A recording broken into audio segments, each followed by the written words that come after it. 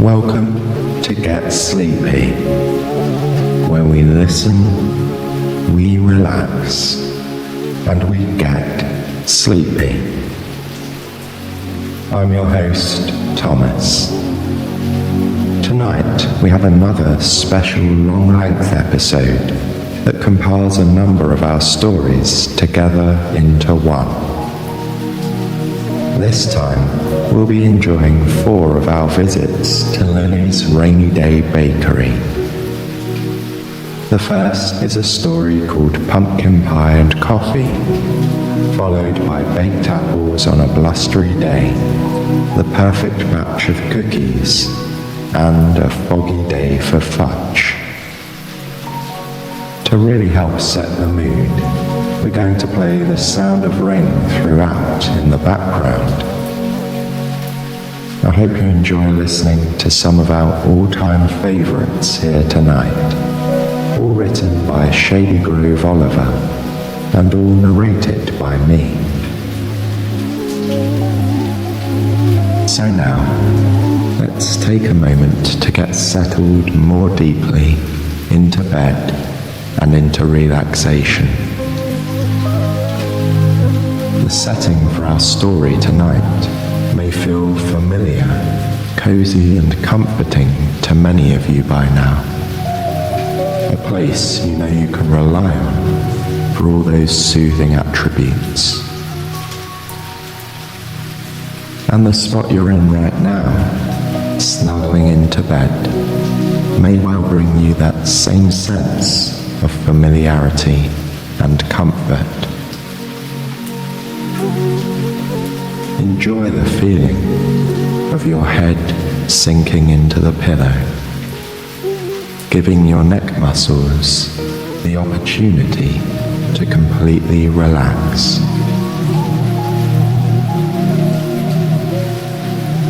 And embrace the luxurious sense of your entire body gradually easing into a deep state of rest. Even if you feel some tension or achiness in some areas of your body, just know that gradually, as you continue to relax, they will all melt away, bit by bit, allowing you to drift into a soft and soothing sleep.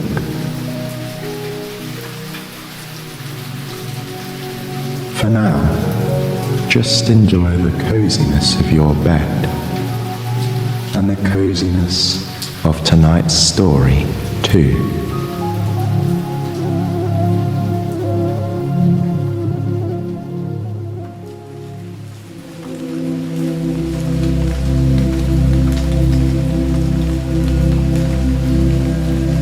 The raindrops patter softly against the bedroom window.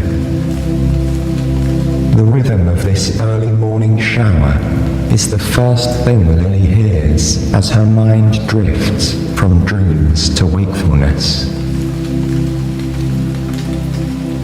She listens to every drop as it bursts gently on the glass. One by one, she counts them until there are too many to follow. So instead, she lets her mind wander as they all flow together, like grains of rice poured into a jar.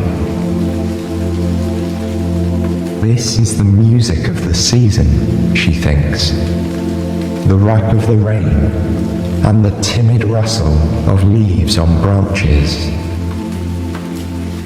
She smiles, picturing the beauty of the autumn colours and the gradual wrapping up of the year.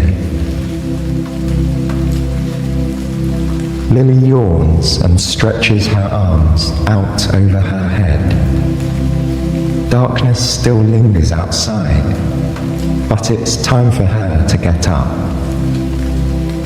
Soon she'll put on her hat and coat and walk down to her bakery to prepare for the first customers of the day. Although she starts her morning before all of her neighbours, Lily doesn't mind. She loves what she does and always looks forward to putting the very first treats in the oven and brewing the first cup of coffee. The smiles on the faces of the people she knows make the early hours worth it. Plus, it means she's always ready for a good night's rest when the time comes. She sits up in bed and pulls the sheets away from her legs. Then she swings her feet over the edge. Her toes find the cozy warmth of plush slippers waiting on the floor. She shuffles into them and stands, yawning once more. Lily softly tiptoes into the kitchen. It just feels right to be quieter at this hour, when night fades slowly into day. Outside the window, she can see the first hint of morning light, reflected in grey behind the house across the street. There, her neighbour is still fast asleep. He usually rises once the morning is well underway. After a cup of coffee, he moves to his garden, where he trims the grass and checks in on each and every one of his flowers and bushes. He keeps the nicest plants that Lily has ever seen. She sighs with gratitude, thinking of all the kind and friendly people who live on her street. Lily walks over to the kitchen counter and brews herself a cup of strong black tea. It's her favourite morning drink. She adds a splash of milk and watches the creamy liquid circle through the cup, slowly mixing with the darker counterpart. Carefully, she carries it over to her spot on the wooden seat beneath the kitchen window. She sits down and brings the steaming cup to her lips. The first sip is always the best. She welcomes the taste in her mouth.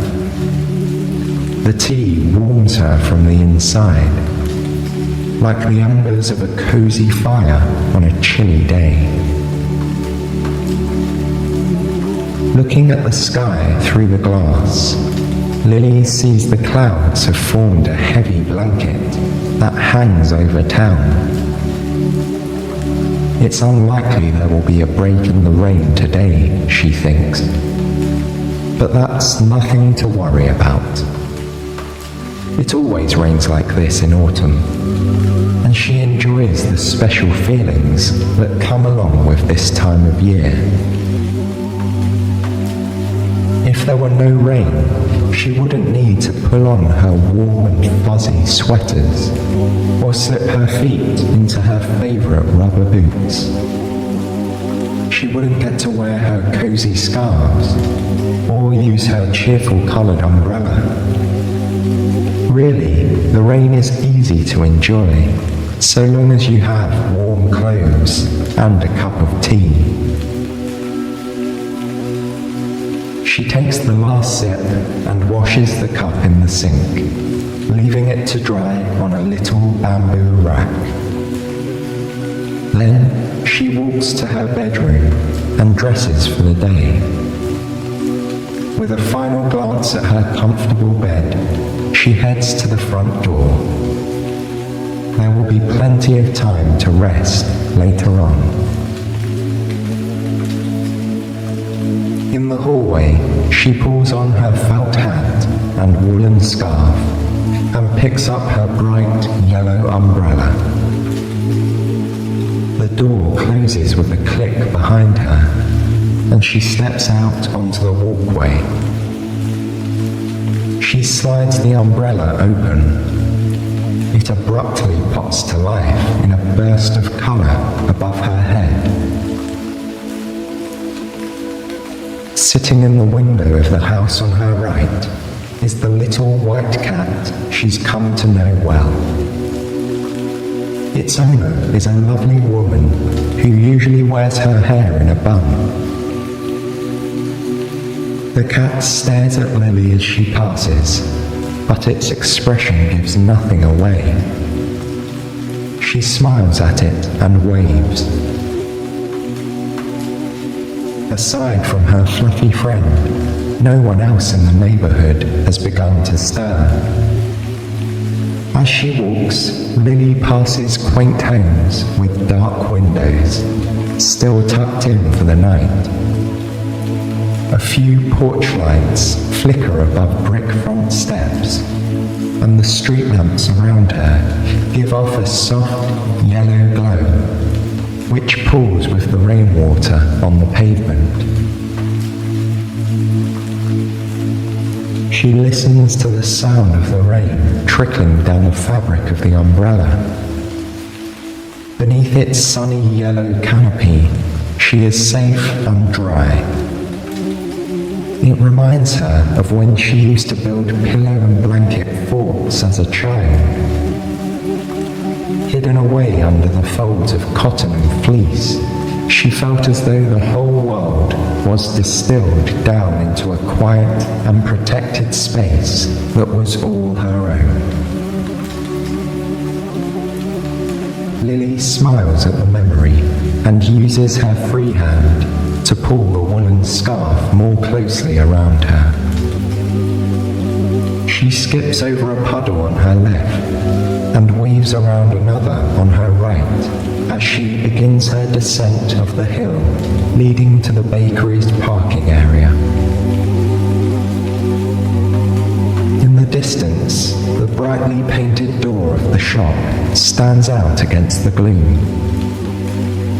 Swirls of green, blue, yellow, purple, and orange paint dance across the wooden exterior, welcoming all who enter.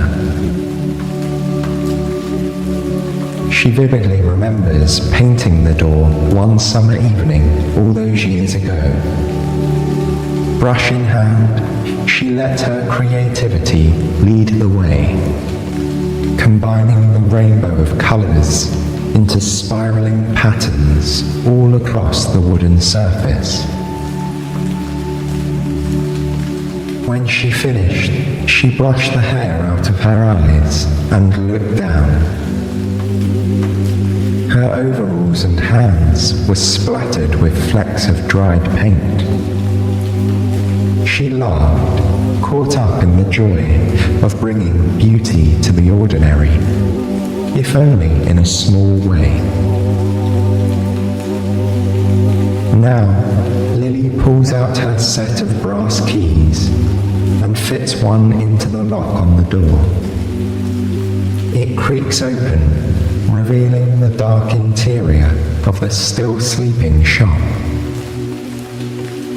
She shakes off her umbrella and flicks a switch with her fingertip.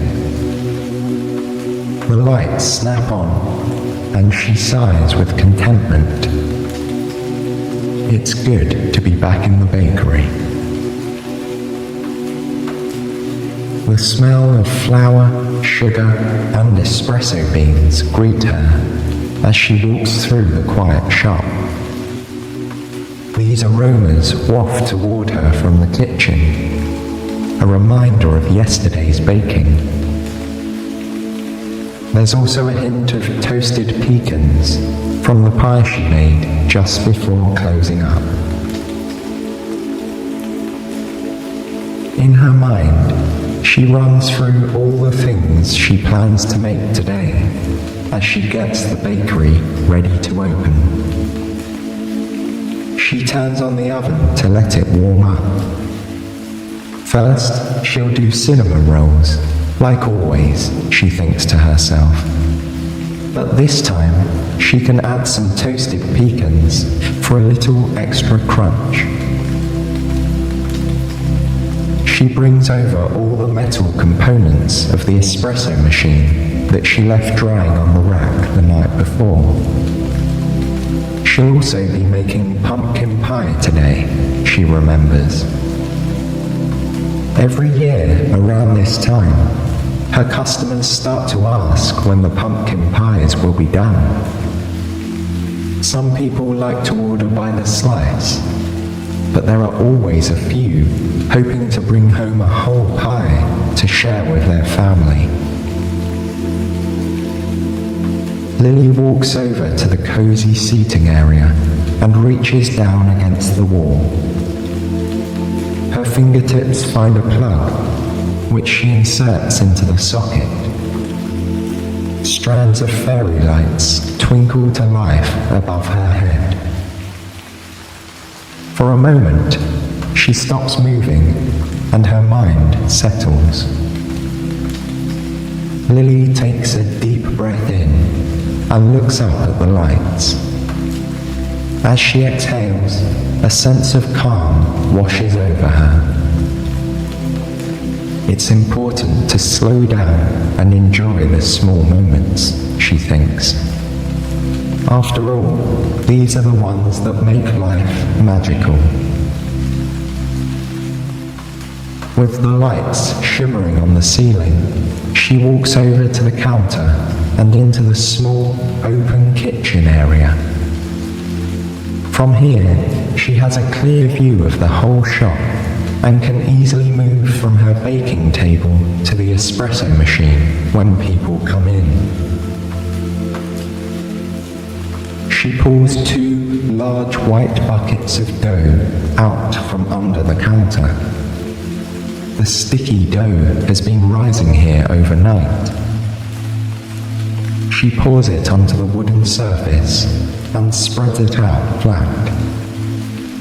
Then she sprinkles it with cinnamon, sugar, and toasted pecans, and uses the tips of her fingers to roll it into a large log.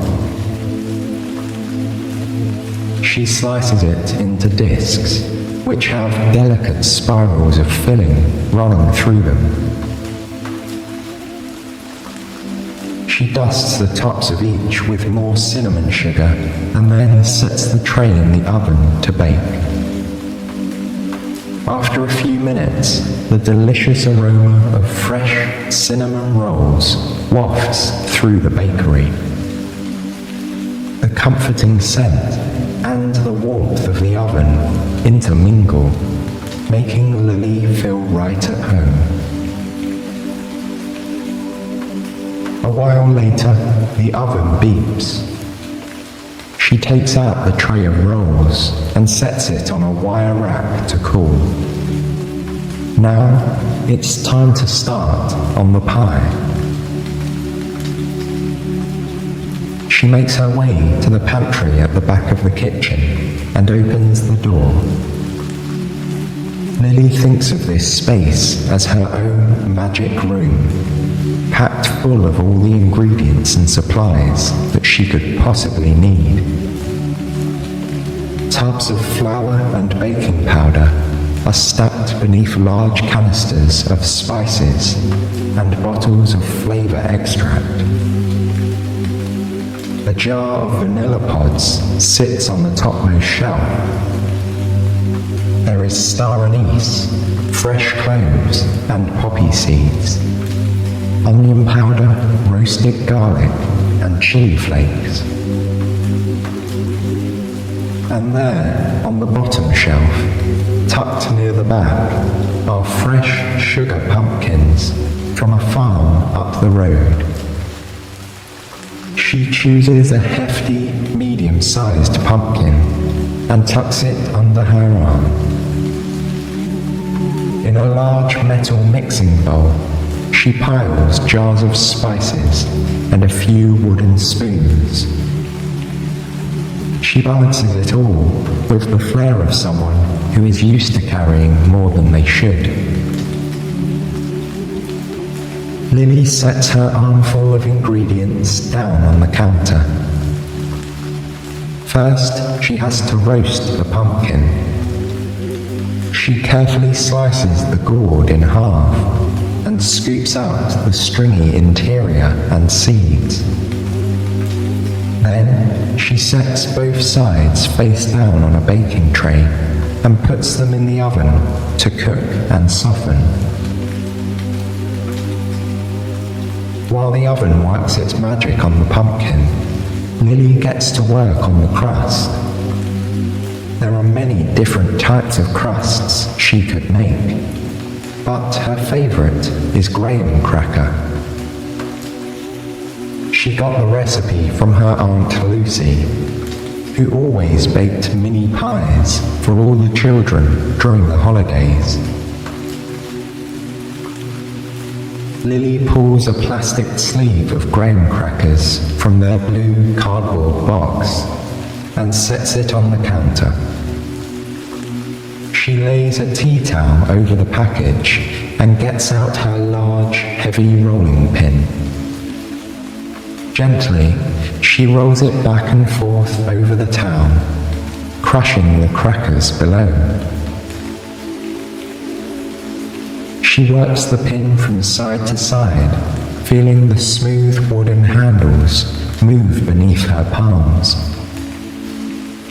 The crackers crunch and snap under the weight. Once they are the texture of rough sand, she pulls open the corners of the bag and pours the contents into a mixing bowl. A little puff of graham cracker dust tickles her nose. Lily walks to the large silver refrigerator and finds a stick of butter.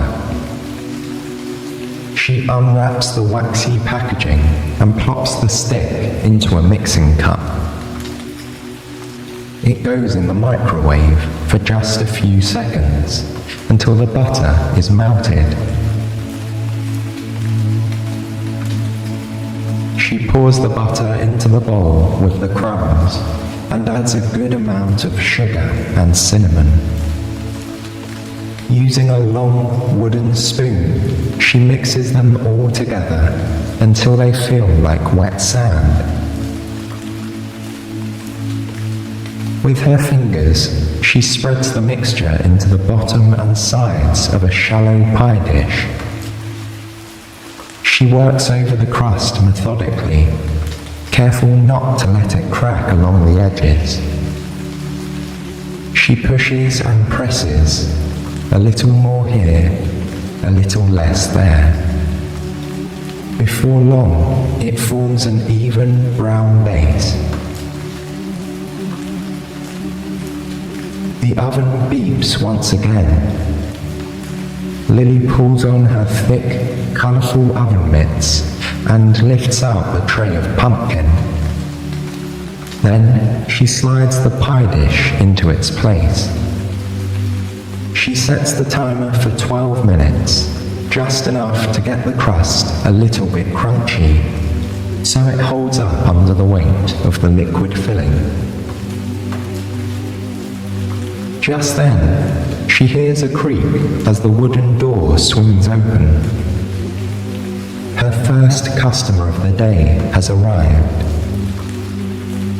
As always, it's Seamus, the kind elderly man who likes to read his paper with a cup of coffee and a cinnamon roll. The only exception is on days like today, when she makes pumpkin pie. He smiles at Lily as she pours a long, thin stream of coffee into a mug.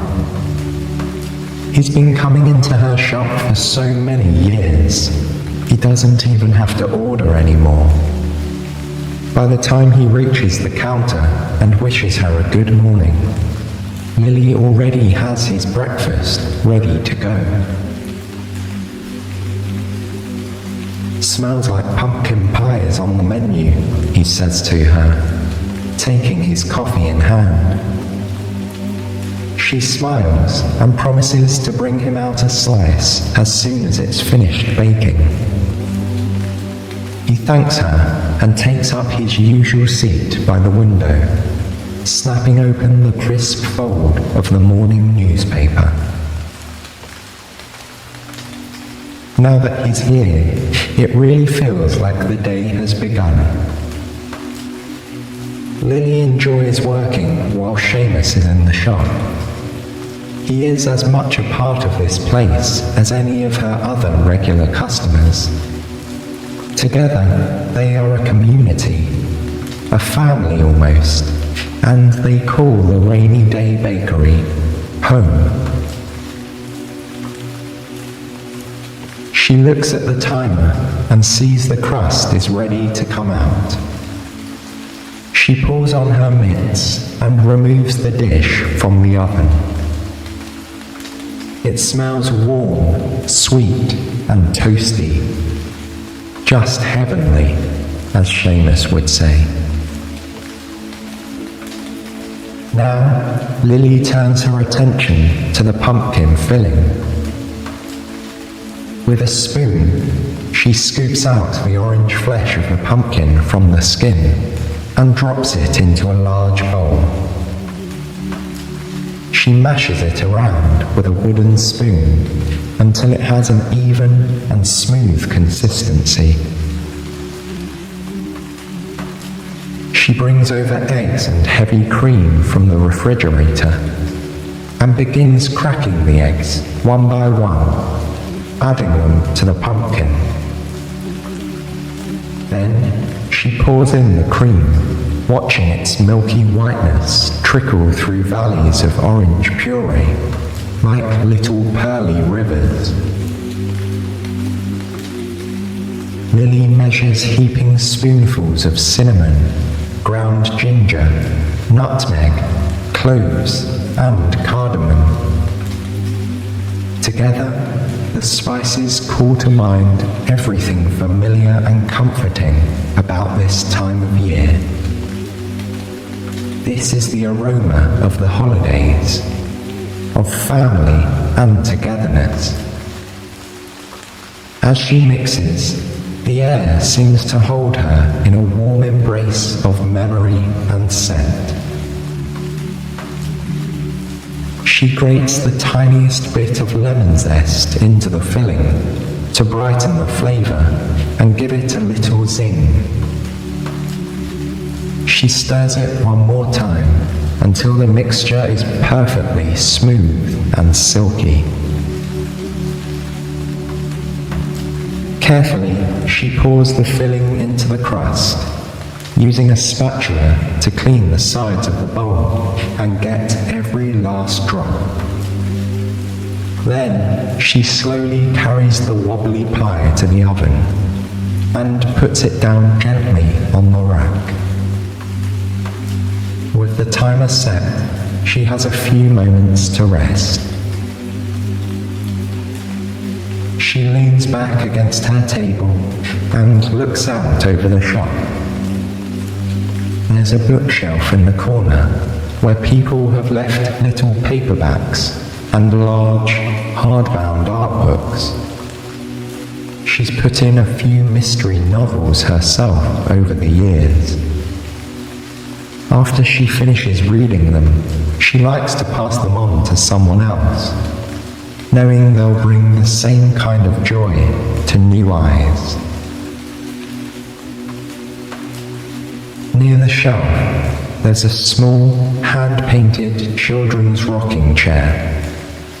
She found it in a second-hand shop years ago and brought it into the bakery for her smaller customers. Over time, various children added their own special touches to the chair. Now, it's decorated with flowers and bees, squiggly lines and little scratches.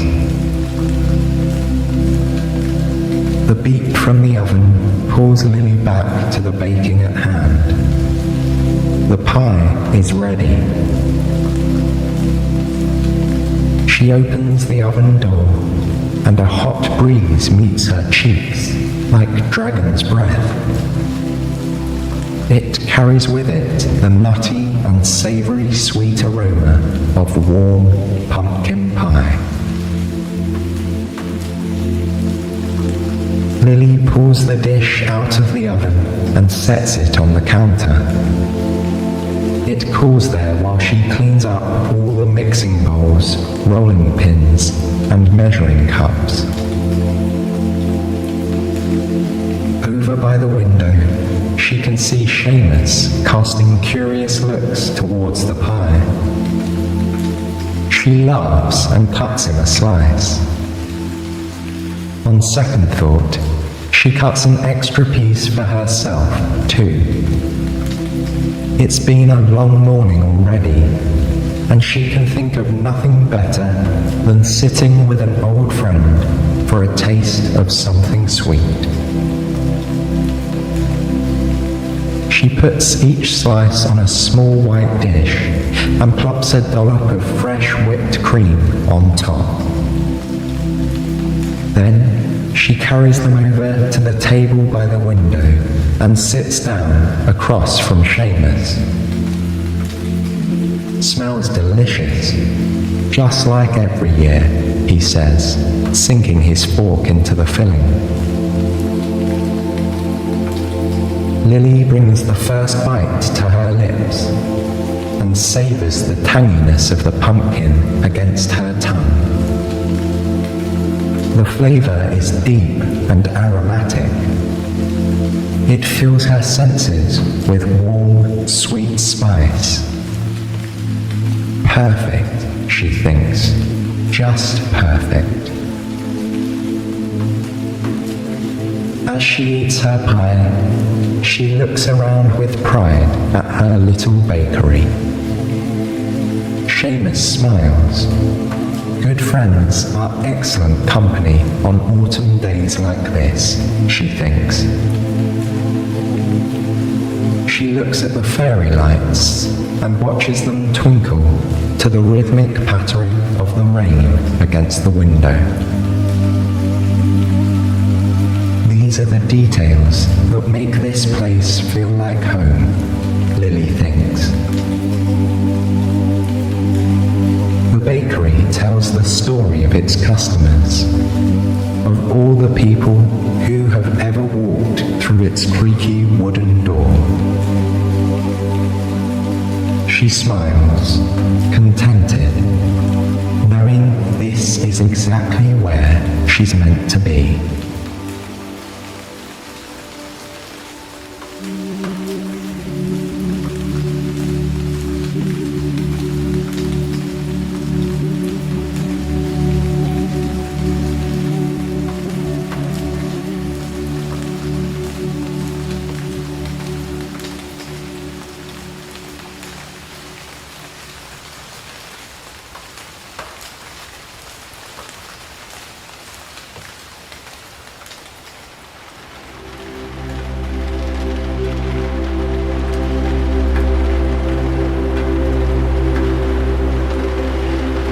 Heavy raindrops tap the window panes near Lily's bed. Every so often, a gust of wind tosses the rain towards the glass with slightly more force. Lily lies under the covers with her eyes closed, listening to the sound of the storm ebb and flow. It's sure to be a blustery day, she thinks to herself. These final moments in bed before she rises in the morning are some of Lily's favourites, when her thoughts are dreamy and her mind still remembers the feeling of deep sleep. Before long, she feels a yawn overtaking her and reaches her arms up and out in a big stretch. Next, she circles her ankles a few times to the right and then to the left, so they're ready to move when she steps out of bed. Lily takes a deep breath in and then lets it out slowly as her body relaxes into the soft comfort of the sheets. Just a minute more, she thinks to herself, with a hint of a smile. The rain taps the window in waves, as though curtains of water are opening and closing overhead. Another large gust of wind rattles the branches of the tree outside and sends a flurry of raindrops towards the house. Days like this are always exciting for Lily, when the weather seems wild and unpredictable. It's as though the rain and wind encourage her to be a bit more spontaneous herself. With that thought, she pushes herself up until she's sitting on the edge of the bed, and then stands, glancing out the window as she does. As always, it's still dark outside. Lily wakes up earlier than most people in town, as she has to have the bakery open and ready by the time everyone else is starting their day. She knows the rest of the neighborhood is sleeping soundly. Even the house cats are probably dozing in fluffy beds or on pillows by windowsills, waiting for dawn. Lily slides her feet into her comfy slippers and then pads softly into the kitchen. The first thing she does is put on the kettle for a nice cup of strong, hot tea. She leans against the counter as she waits for the water to boil, listening to the bubbles beginning to rumble within. Lily takes out a small metal tea ball from the drawer and fills it with fragrant strands of loose-leaf black tea. Each leaf stands at a funny angle in the ball, so she has to be careful not to let any of them fall out as she twists on the top. She hangs the tea ball over the side of her cup by a tiny metal hook and chain. When the water is ready, she pours it over the tea. Bubbles rise up from within the metal ball, and it floats slightly before sinking to the bottom. A fan of tea color spreads out from it, shading the clear water as it swirls around. Lily lifts the cup to her nose and inhales deeply. She loves the smell of hot tea on a chilly morning. Feeling spontaneous, she decides to skip her usual splash of milk, opting to drink it black today. But still desiring the comfort of her routine, she carries it over to the wooden seat beneath the kitchen window.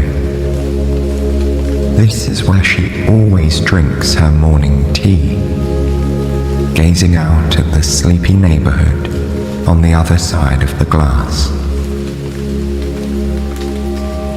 Some mornings, the first rays of light would already be shining through the clouds by this time. But today, the sky is heavy and dark.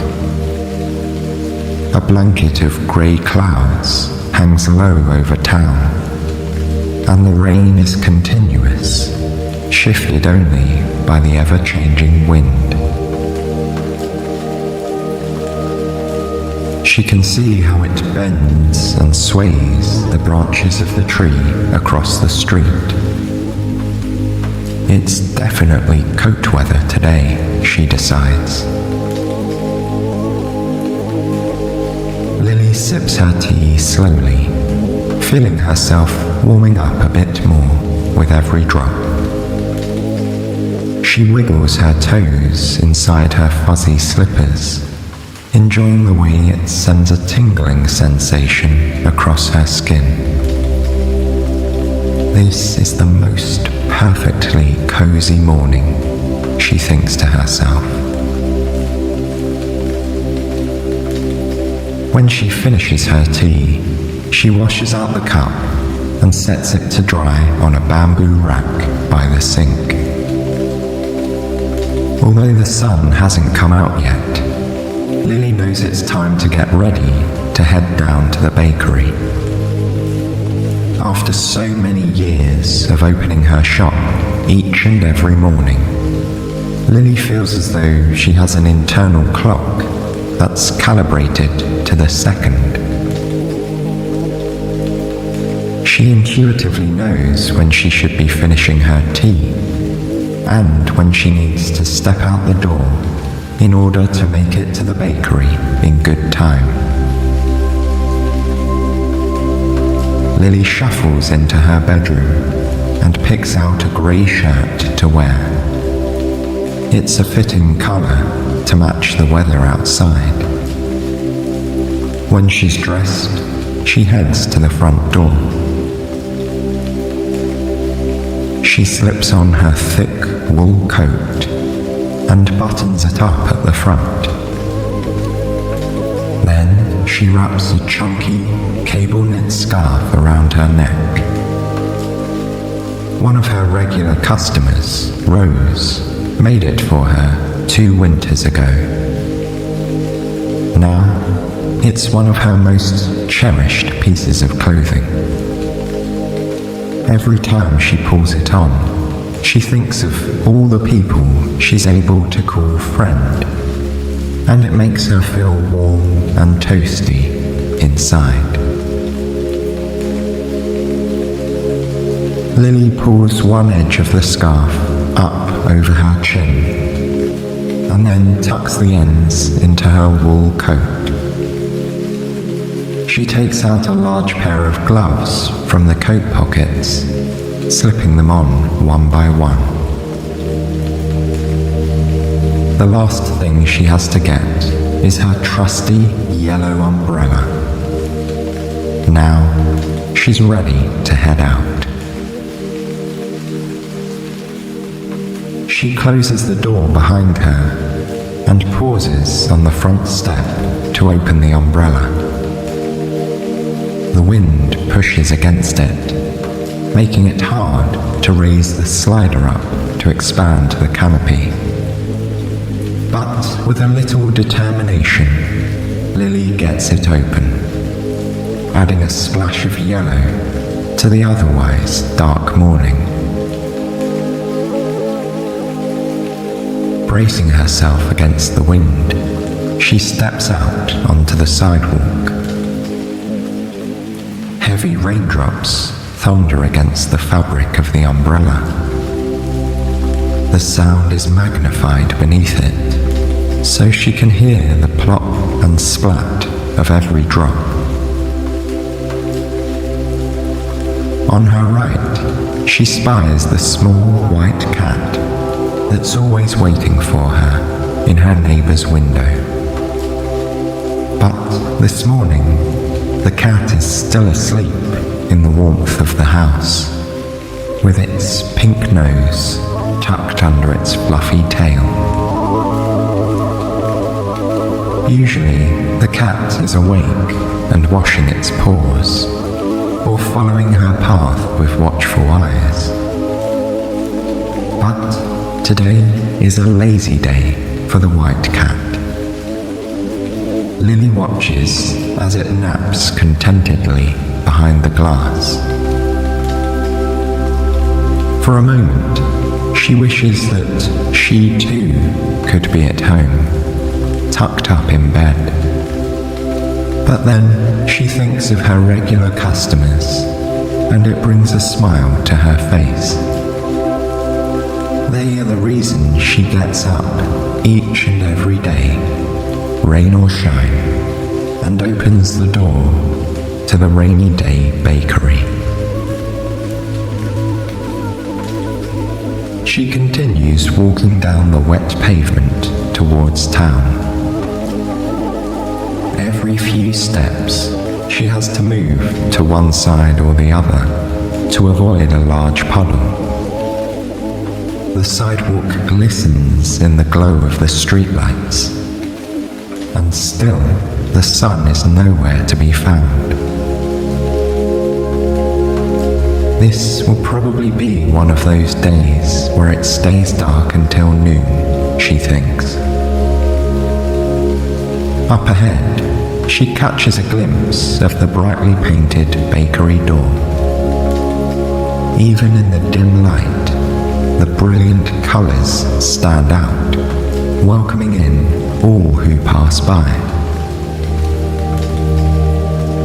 It's a haven for people on a day like this. They can come inside, drink a cup of something hot, and have a slice of pie or a cinnamon roll, and read a good book.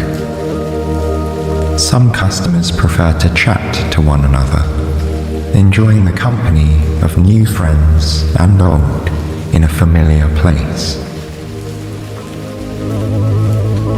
Her bakery really has become part of the fabric of this community, she realizes. It's a home away from home, a spot where everyone can find something to make them feel happy and content. Just as this thought crosses her mind, a gust of wind rumples the fabric of her umbrella. The handle jumps in her fingers, and before she knows what's happening, the top canopy of the umbrella has blown backwards. No longer protected from the rain, Lily makes a dash for the colourful door. She pulls out her set of brass keys and inserts the right one into the lock. She clutches her bent umbrella under her arm and pushes open the door to reveal the dark, silent bakery. Lily wipes her feet on the entry mat so she won't leave quite as many wet footprints in her wake. Then she flicks the light switch with her fingertip, illuminating the small shop. She's able to see a bit better. Lily looks down to inspect the damage to her yellow umbrella. Unfortunately, several of the connecting pieces of metal are bent in the wrong direction. Also, the slider no longer catches, so the canopy doesn't stay propped open anymore.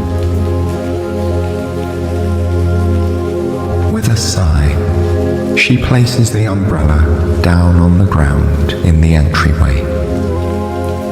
It has served her well for many years, but it's time for a replacement. Lily had planned to be in the bakery all day, so she isn't sure when she'll have time to shop for a new one. It might end up being a very damp walk home tonight, she thinks to herself. But that's all right. She's used to the weather here, and she'll just have to make the best of it. Lily takes a deep breath to clear her mind, and then exhales, refocusing on the tasks of the day.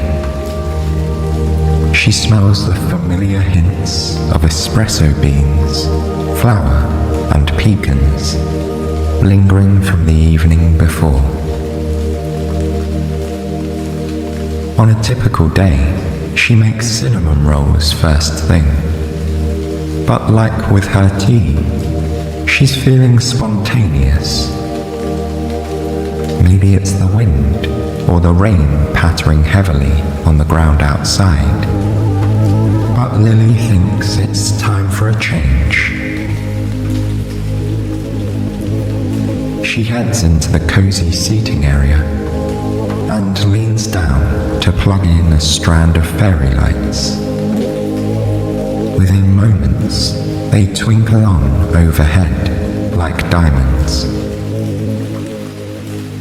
With a bit more pep in her step, she walks back into the pantry.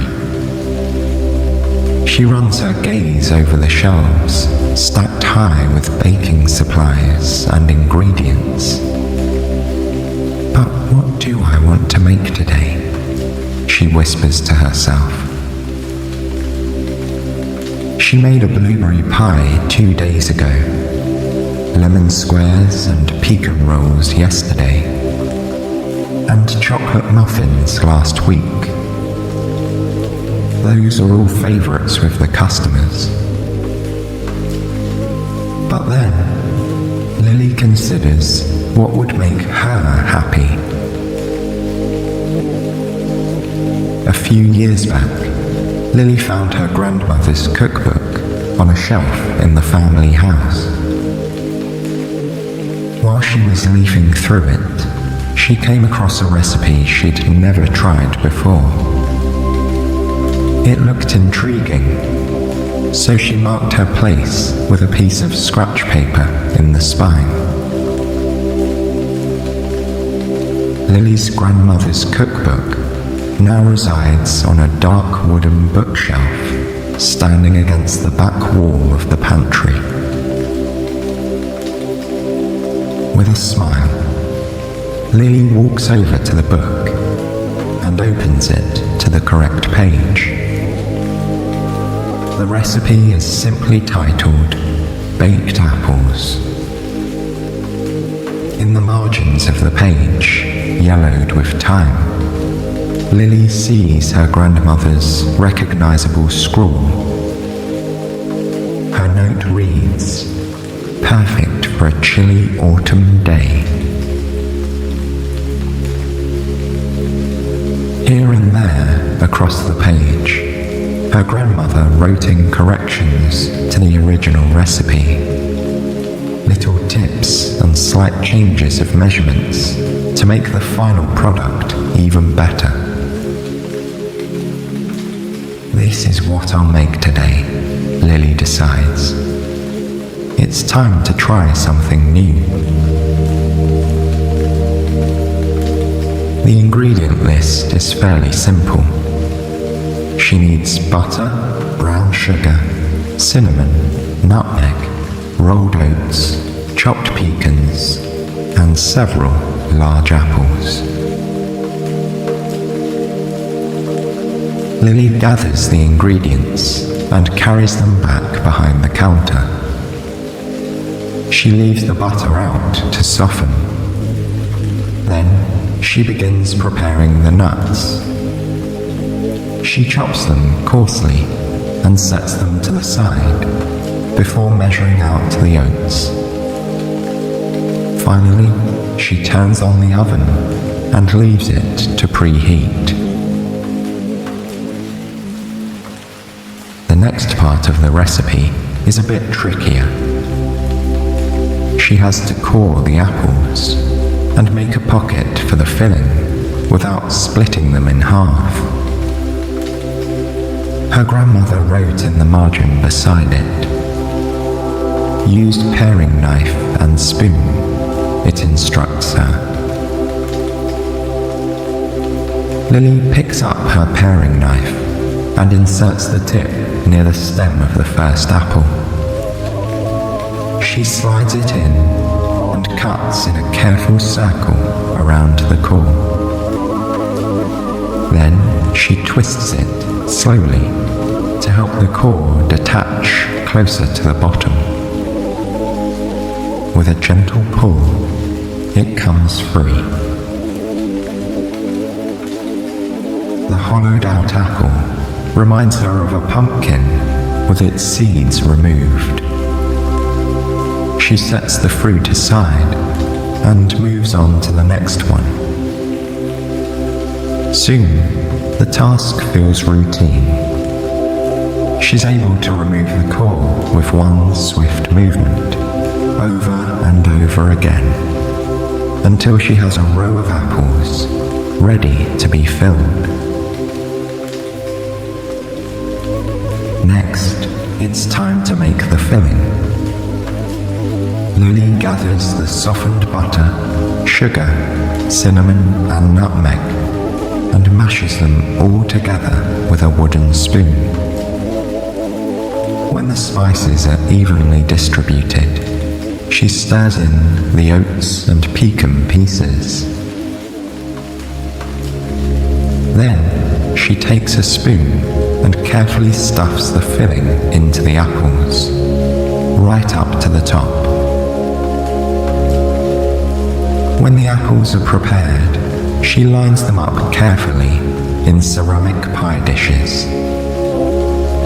Lily pours water into each dish, so the bottoms of the apples are just submerged. Prevents drying and burning, her grandmother wrote. Finally, she's ready to put them into the oven. She slides her hands into thick oven mitts and places the pie dishes on the metal racks. Lily closes the oven door and sets the timer to let her know when she needs to check them. As she's beginning to clear up her workspace, she hears the door to the bakery creak open. It's Rose, one of her favorite customers, and someone she now considers a friend after all these years. Rose smiles and waves from the door before unwrapping her scarf and hanging it over the back of a chair. Lily has her coffee ready by the time she's heading over to the counter. Rose thanks her with a warm smile and then asks how Lily's day has been going so far. Lily tells her all about the baked apples from her grandmother's recipe. She's excited to have her first taste tester if Rose is interested. The pair chat about the weather and how it's an especially blustery autumn day. Then, with a sigh, Lily mentions her broken umbrella. I don't know if I'll have time to replace it before I head home tonight, she says.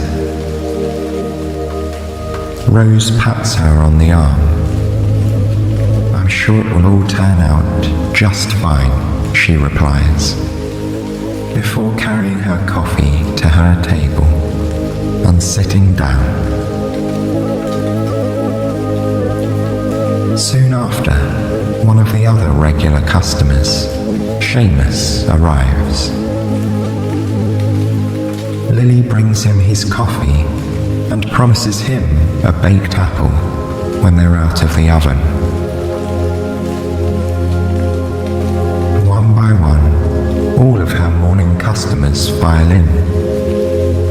Some of them look like they've run through the storm, wearing coats splattered with raindrops. Others carry folded newspapers over their heads, or open the door to shake out their umbrellas. She serves them a variety of coffees, teas, and sweets. When the timer goes off, Lily turns away from the seating area and faces the oven.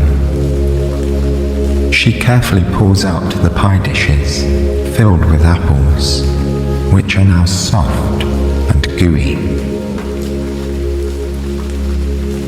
Out of the corner of her eye, Lily notices Rose speaking with different customers. She wonders what they're all talking about at this time of the morning. But it's just a passing curiosity, as her mind returns to the task at hand. She carefully plucks the apples out of the water-filled pie dishes and sets them on individual plates. Then she walks over to the refrigerator and takes out a carton of whipping cream. She pours some in a bowl and spoons a bit of sugar on top. Then she uses a handheld mixer to beat it into whipped cream. The mixer drones on as the beaters spin, and Lily watches Rose head out the door. But she hasn't even tried her baked apple yet, Lily thinks. When soft peaks form in the white cream, she stops beating. With a metal spoon, Lily drops a dollop of whipped cream on every apple, along with a drizzle of her famous caramel sauce. The warm fragrance of the hot apples and rich cream is tantalizing. It permeates the air, creating an atmosphere of homey comfort. She carries the first plate out to Seamus and sets it in front of him. Next, there are plates for the family in the corner, the woman with the newspaper, and the man who usually orders cranberry scones. As she's distributing the apples, Lily sees Rose walk back through the door. In her hand is a long, thin package wrapped in shiny paper. Rose beckons to Lily, who comes over.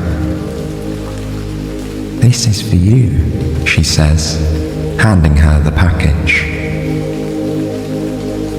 On it is a handwritten note. "To Lily, from all your friends at the Rainy Day Bakery." Lily pulls open the paper to reveal a brand new umbrella inside.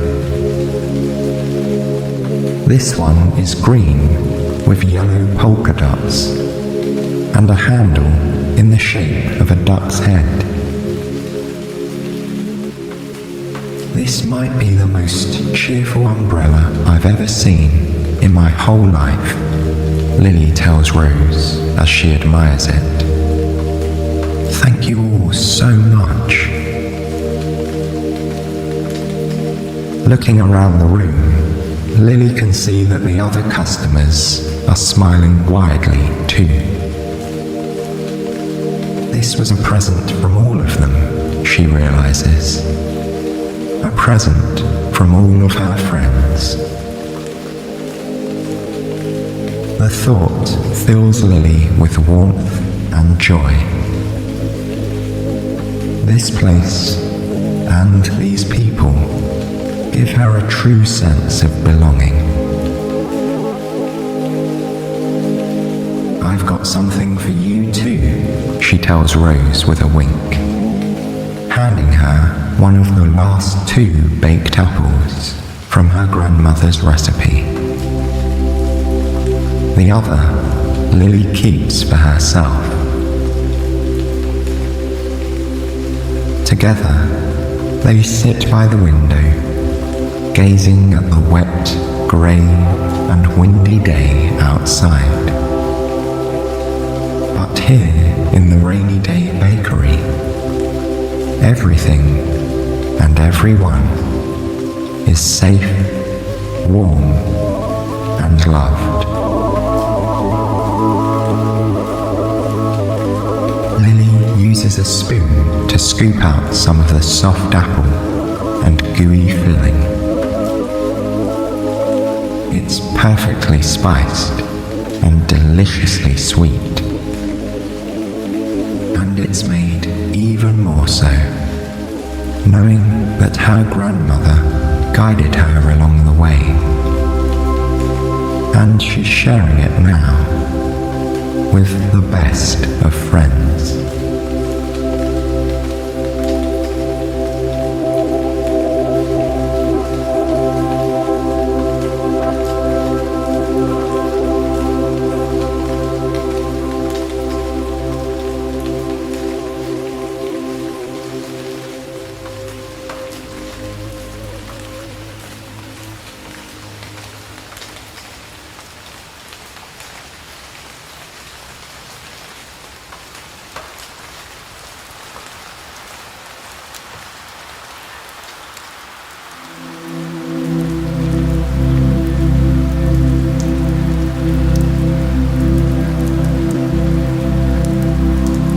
The first thing Lily hears when she opens her eyes is the sound of gentle rain coming down outside her window. There isn't even a hint of wind, so it's just the steady, rhythmic sound of droplets hitting the ground. She yawns, bringing her arms up over her head and stretching her legs out as far as they'll go. Then she relaxes into her soft bed, enjoying these last few moments of restfulness before the day begins in earnest. Lily has a big day ahead. She'll be hosting the annual cookie decorating party at the bakery. She made several batches of sugar cookies yesterday, but she's still got more to do before people start arriving later this morning. This is one of her favorite times of year. The bakery is always a nice place to be, but on Cookie Day, it's full of warmth, laughter, and the smiling faces of her friends and neighbours.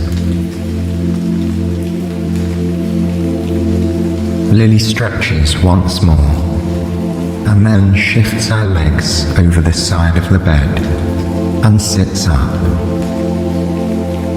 Her fuzzy slippers are right where she left them last night. She puts them on and then pulls her robe off the hook on the back of her bedroom door.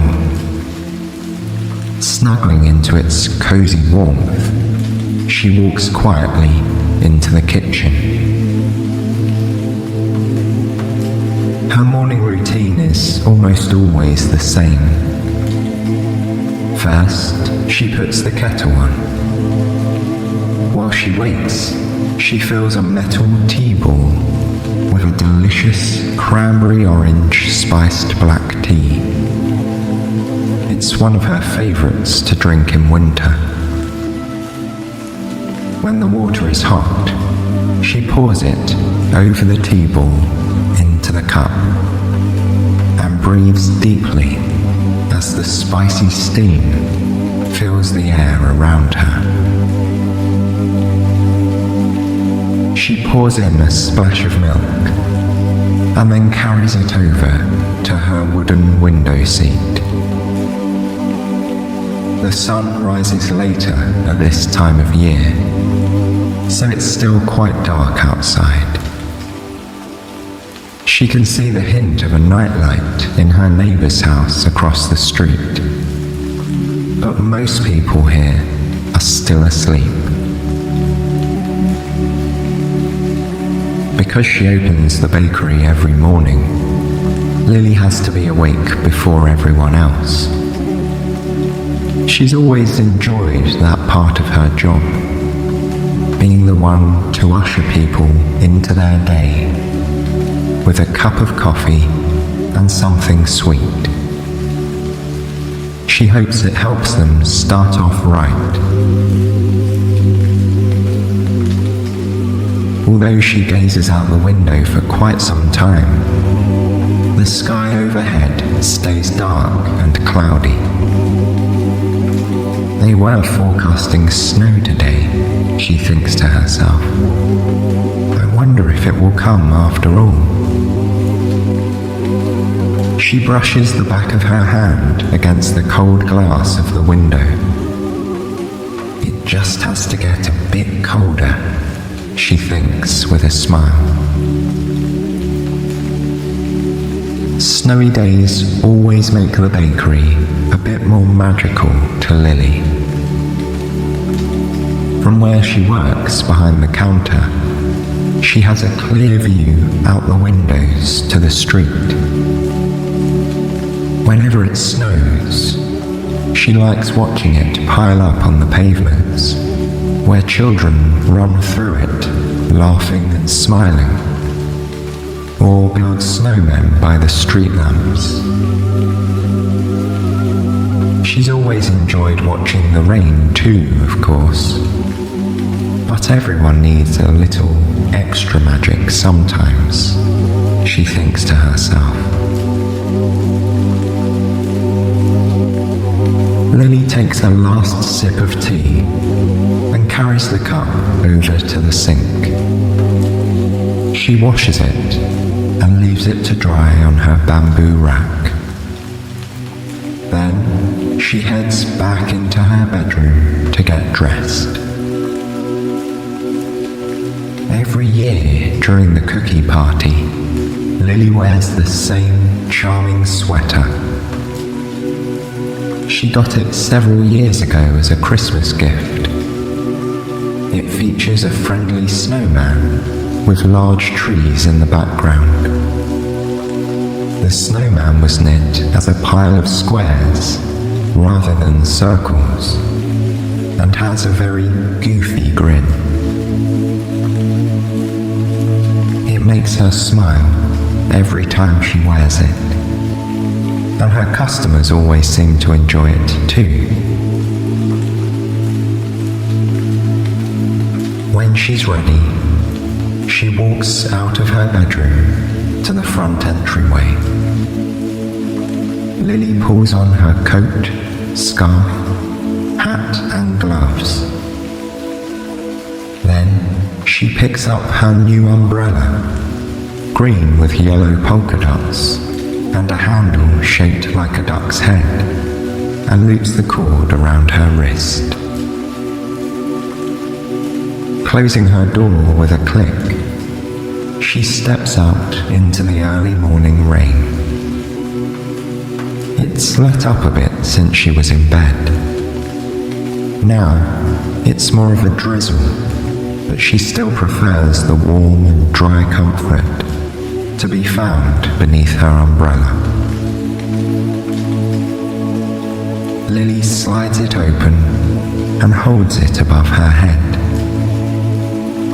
The drops make a gentle pitter-patter on the cheerful fabric as she begins to walk down the road.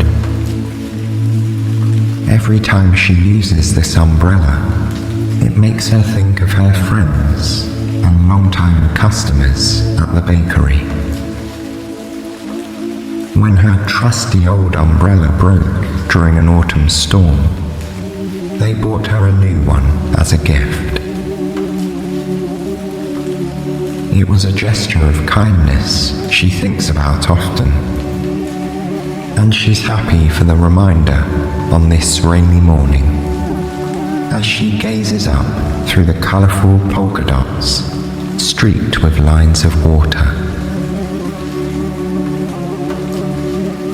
Looking over at her neighbour's window, she's surprised to see a black cat instead of a white one. It peers at her with watchful eyes as it presses its nose to the glass. Then, just behind it, Lily spots a flicker of white. Sure enough, it's a tail belonging to the cat she's used to seeing on her walk to work. She watches as the cats readjust and curl up together. like semicircles completing each other's pattern.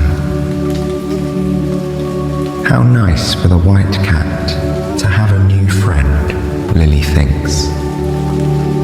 Now they can keep each other company. With a smile, Lily continues on her way down to the bakery. Soon, the familiar multicolored door comes into view. The first hint of dim grey morning light is playing on the horizon, and it's just enough for her to make out the different hand-painted hues. Soon, she's sliding the key into the lock and turning the handle to open the door. Stepping into the warmth of the bakery, she gently shakes out her umbrella and leaves it to dry in the entryway. Lily wipes her feet on the mat and then takes a deep breath in. It's her way of transitioning from outside to inside. She can smell the ever-present aroma of roasted coffee beans, along with a hint of burnt sugar from yesterday's cookies. It makes her think of toasted marshmallows with its sharp sweetness. She steps forward and flicks on the lights, bringing the bakery to life. Then she walks over to the seating area, bends down, and plugs in the strand of fairy lights that twinkle overhead. Now she's ready to start the day. Normally, she begins by making a big batch of sticky cinnamon rolls. But on this day, everything's a bit different. She still has a couple of batches of cookies to make to ensure she has enough of all the right kinds for later. Lily heads over to the pantry and gets out all the dry ingredients she'll need. She's making double batches of both chocolate chip cookies and stained glass sugar cookies. First, she pours out flour, white sugar, brown sugar, vanilla extract, black treacle, and chocolate chips. Then, she finds the cornstarch and salt. And finally, she pours out a bag of colourful, hard candies. She'll melt these down to form the panes of glass in the stained glass cookies. From the refrigerator, she gets the baking soda and eggs. The butter has been softening on the countertop, so it's the perfect texture to use now. Lily divides everything by batch, then mixes the dry and wet ingredients in separate bowls. When she's ready, she combines these until the dough is the perfect consistency. For the chocolate chip cookies, she folds in the chips carefully so they don't break apart. Then piles the dough evenly onto a tray using an ice cream scoop and puts the tray in the oven to bake. For the stained glass cookies, she wraps the dough and then places it into the refrigerator to chill. This will help it firm up so it's easier to roll out and cut into shapes later on. Just as the delicious fragrance of baking cookies begins to fill the air, Her first customer of the day walks in. As usual, it's Seamus, here for his cup of coffee and sweet treat. Most days, he enjoys a cinnamon roll, but on cookie day, he likes to be the first to sample whatever Lily has in the oven. Just to be sure they've turned out all right, he always jokes with a twinkle in his eye. She has his coffee poured before he reaches the counter and slides it across the wooden surface towards him. Seamus adjusts the newspaper he has folded under his arm before picking up the cup. "What kinds are you making this year?" he asks, eyeing the oven hopefully. "Chocolate chip, plain sugar, and stained glass," says Lily with a smile. "I suppose I'll have to test out one of each, if you'll let me," he says. "After all, I've got to make sure they've turned out all right, don't I?" Lily laughs and nods her head. "Of course you do," she says. "I couldn't do cookie day without you." Seamus walks over to the window and sits down. He has the perfect view of the street with all its puddles, just as the first rays of morning light are beginning to fill the sky behind the thick cover of clouds.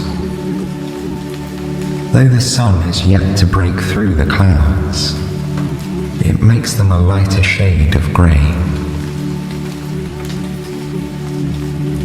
Just then, the timer tells Lily the chocolate chip cookies are ready to come out of the oven. She slips her hands into her oven mitts and opens the door. A warm gust of air greets her as she peers inside. The cookies are puffy and golden brown, and the chocolate is gooey and thick, even though it's still holding its shape more or less. She pulls out the tray and sets it on a wire rack to cool. The warm, sugary smell of freshly baked cookies fills the bakery. It's a magical scent, Lily thinks, making every place it appears feel more like home. Soon, it's time for her to retrieve the sugar cookie dough from the refrigerator. It's cold and firm to the touch. Setting it on her wooden table, she takes out her rolling pin. With smooth, deliberate motions, she rolls out the dough until it's the perfect thickness. Then, she uses square, rectangular, and circular cookie cutters to shape it. Once she has the basic outlines, she uses a second set of cutters to remove smaller designs from the center of the cookies.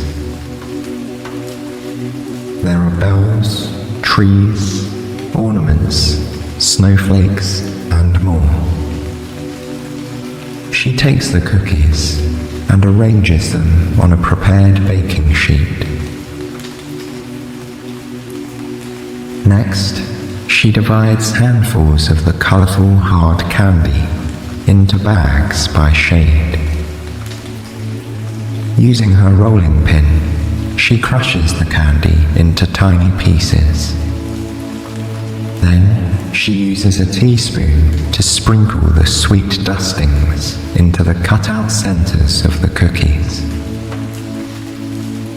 When they're heated, the candy bits will melt together, forming stained glass, held in place on all sides by a cookie window frame. Once they're ready, she takes the trays and slides them into the oven to bake.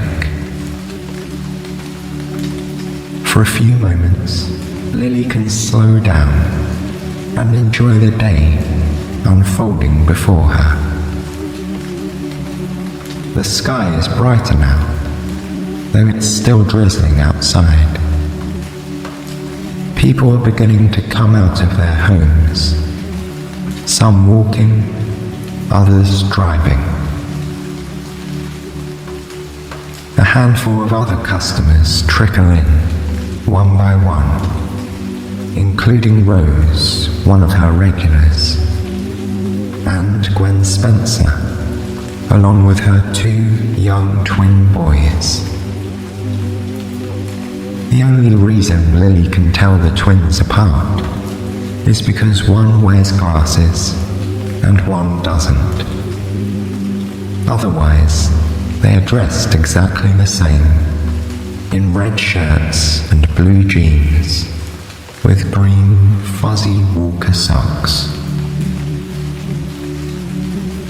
The twins are only 2 years old, and they both enjoy toddling around the bakery, playing in the kids' corner and greeting the other guests. They also know they're likely to get a sweet treat from Lily whenever they come to visit. Seeing them reminds Lily that she still has some preparation to do before the cookie party begins.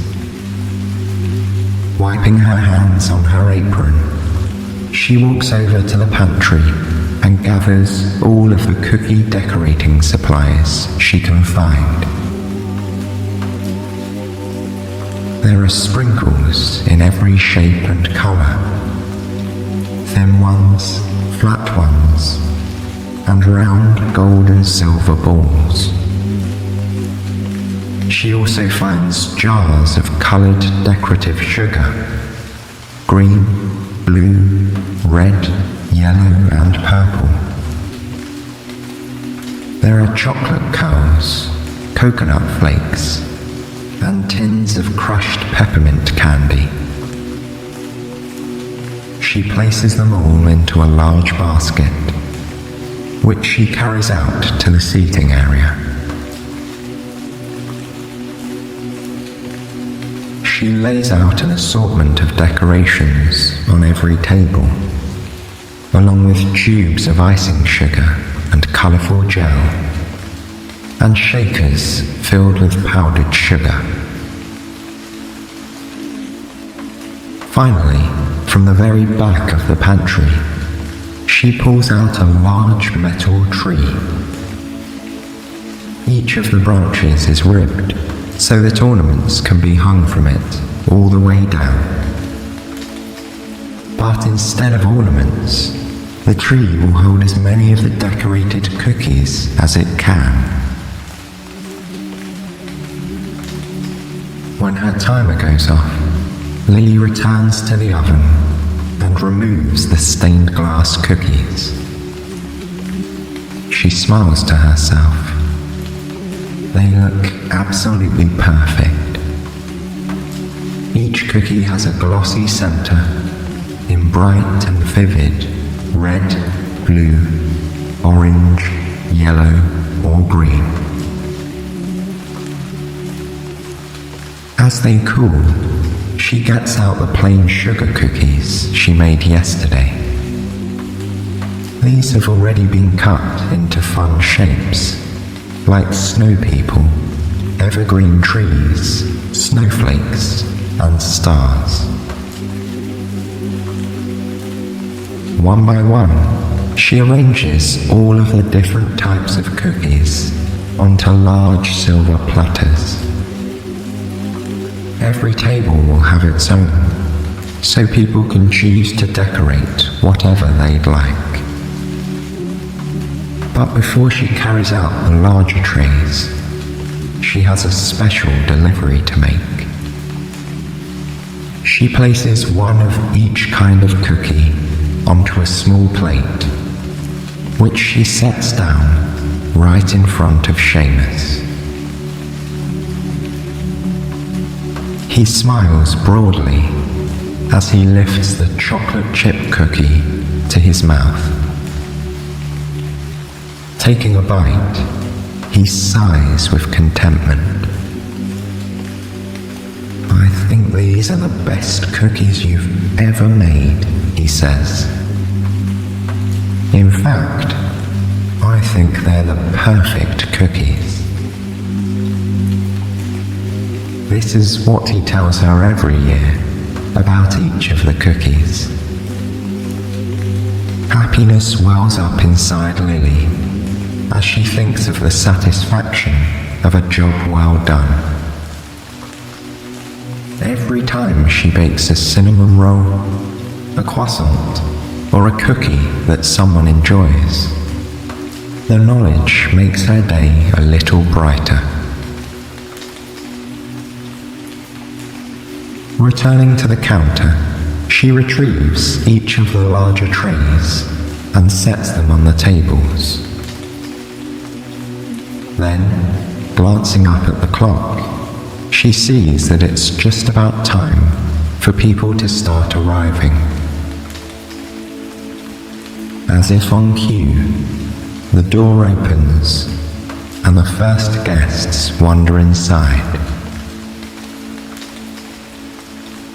It's one of the new families in town. They glance around with an endearing shyness. Lily waves to them and lets them know they can choose a table and start any time they'd like. They smile gratefully and pick a spot close to the door. Next comes an elderly couple who are here visiting their grandchildren. They always stop by if they have time while they're in town. They sit near Seamus, exchanging friendly greetings before settling in. One by one, people Lily knows from around town pour into her bakery. Old and young, by themselves or with family and friends. All are welcome to the annual cookie decorating party. Everyone finds a place to sit or stand around the tables, crowded with supplies. Before long, the whole shop is abuzz with chatter, laughter, and the sound of people shaking sprinkles, squeezing icing tubes, and having fun. Looking around the cozy space, Lily feels completely at peace. She can't imagine a better place to be than right here, feeling the warmth and comfort of community. As the thought crosses her mind, she glances out the window in time to see the very first snowflakes fall to the ground. Soon, one of the children sees them too. "It's snowing," the girl says, tapping her mother on the shoulder and pointing through the glass. Lily hears the chatter slow to quiet whispering as everyone turns to gaze out the window. A delicate dusting of snow appears on everything outside, from cars to street lamps and paving stones. For a moment, she wonders if her neighbour's cats are watching the snow falling outside their window too.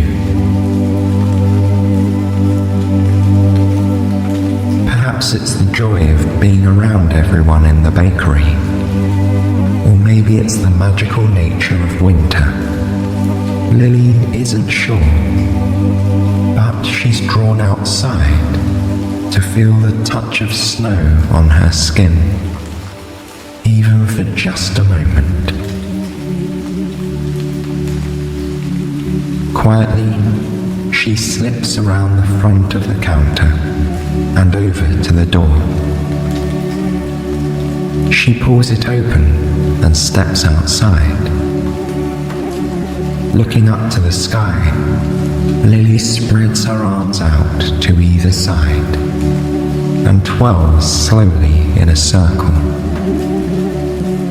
Snowflakes land on her cheeks and nose, and she smiles, her eyes crinkling at the corners. Feeling like a child again, she sticks out her tongue and catches a cold snowflake on it. More land on her arms and in the palms of her hands as she turns, laughing to herself. Then she pauses for a moment, still looking skyward, to appreciate the beauty of the snowy day. Everything seems quieter, covered in a magical hush brought by the snow. In the distance, a crow waddles across the white ground, leaving a trail of footprints behind it. Lily's boots have left imprints in the snow too, she sees. With a happy smile, she waves goodbye to the crow and the snow, and makes her way back inside the warm and toasty bakery. All around her, people are enjoying themselves as they decorate cookies. She sees palm-sized snow people with scarves and hats, green frosted trees with colourful ornaments, white and blue snowflakes with delicately iced edges, and white candles with curving yellow flames. There are stained glass cookies dusted with powdered sugar and attached to pieces of ribbon and string, and chocolate chip cookies with the occasional bite missing. The first few people have begun to hang some of their cookie ornaments on the metal tree in the corner. While most of the people take their cookies home, many leave one behind on the tree, where it will stay until the new year. Lily picks up one of the stained glass cookies and lifts it to her lips. She takes a bite, feeling the deliciously buttery crumbs melt in her mouth. At its center, the pane of candy glass is sweet on her tongue. There's nothing better than a freshly baked cookie, Lily thinks to herself. For the rest of the day, she'll help her friends decorate their cookies in countless fun and unique ways. She'll eat a couple more, and maybe even have an afternoon coffee as a treat. But for now, she's content to stand here, taking in the festive atmosphere as the magical snow falls outside the window of the bakery.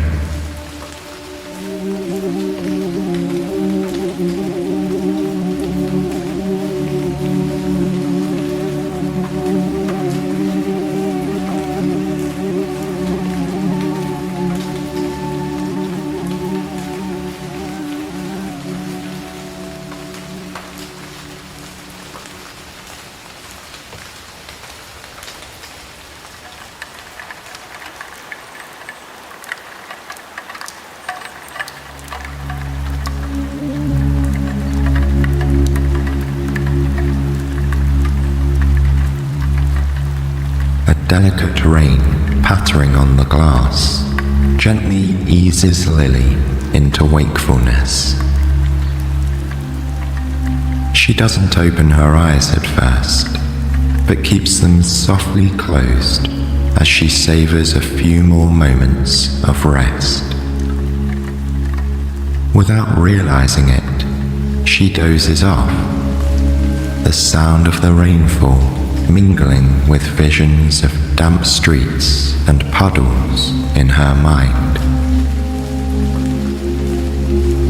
And then, slowly, the dream fades as her mind returns to her bedroom.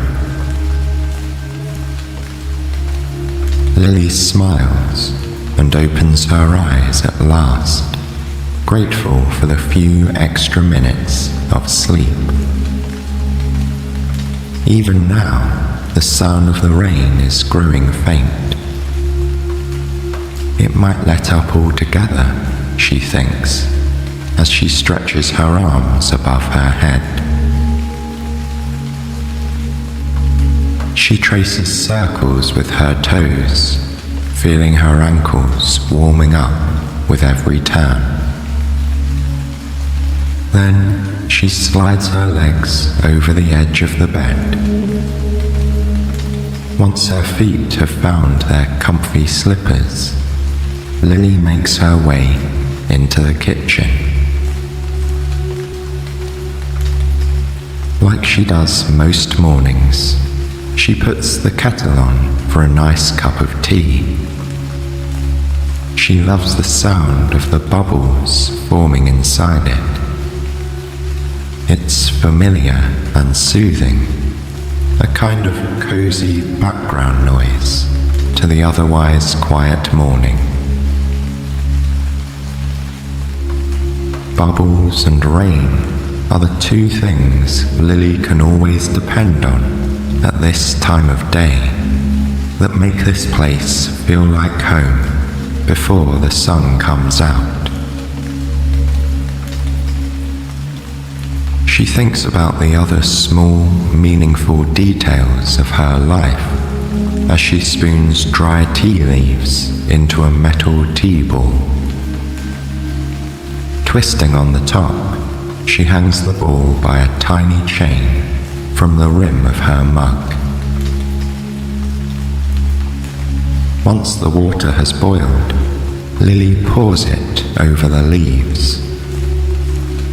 She watches the hot water take on the color of the tea leaves as they steep. This is a detail she appreciates.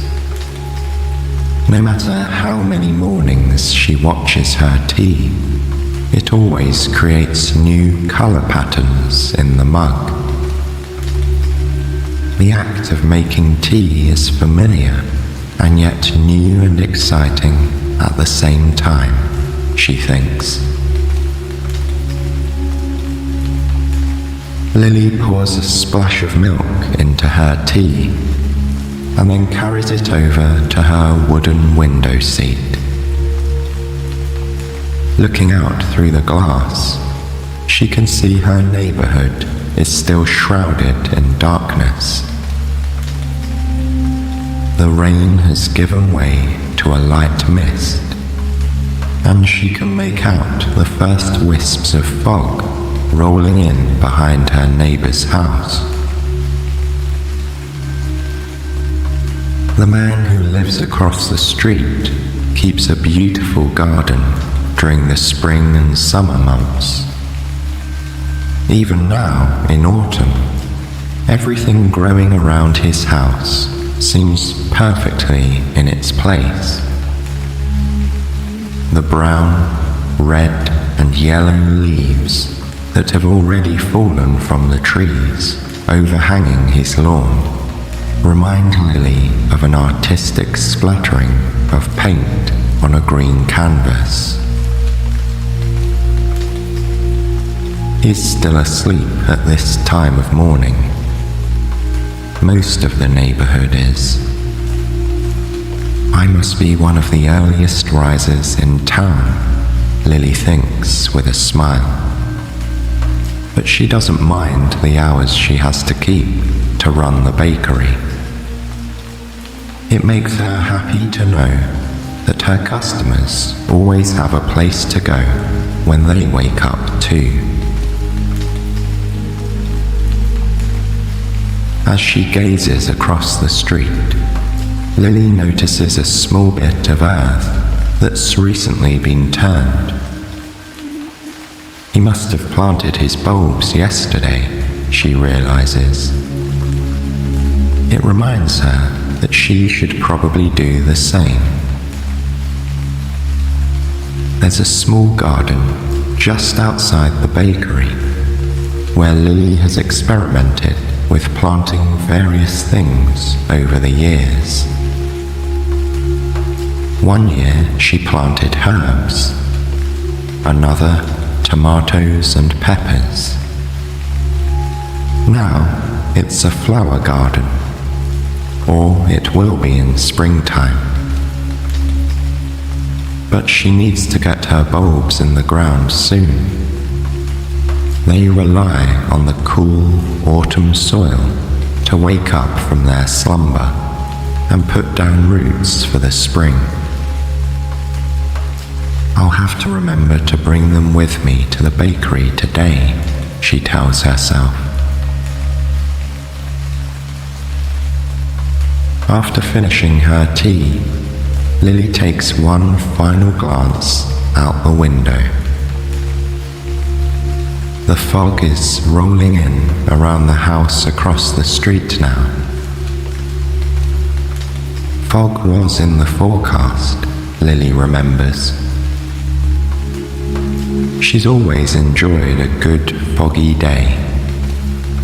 There's something mysterious and magical about fog, she thinks, as though enchantments and worlds of possibility are hidden just out of sight.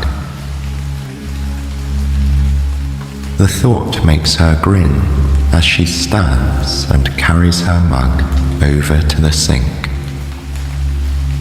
After washing it out, she leaves it to dry on the bamboo rack and heads into the bedroom to get dressed.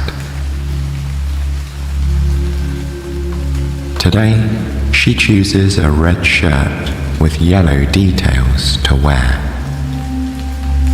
If it's going to be a grey day, she might as well bring a pop of colour with her outfit, she thinks. By the front door, she finds a paper bag filled with flower bulbs.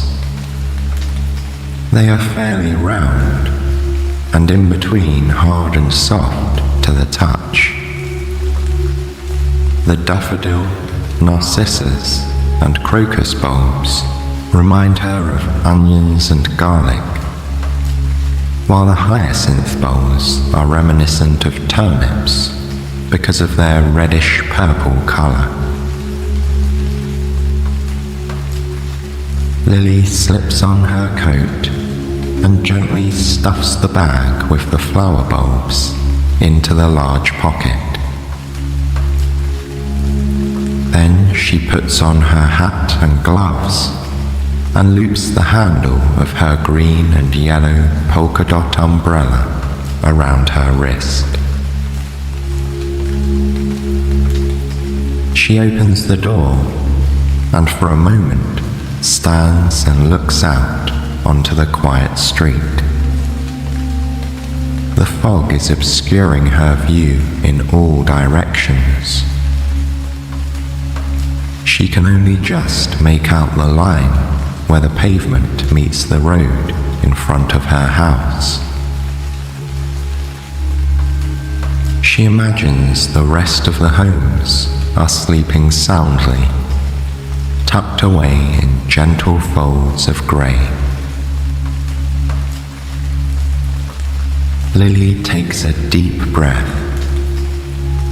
The fog and the rain before it have had a cleansing effect on the air.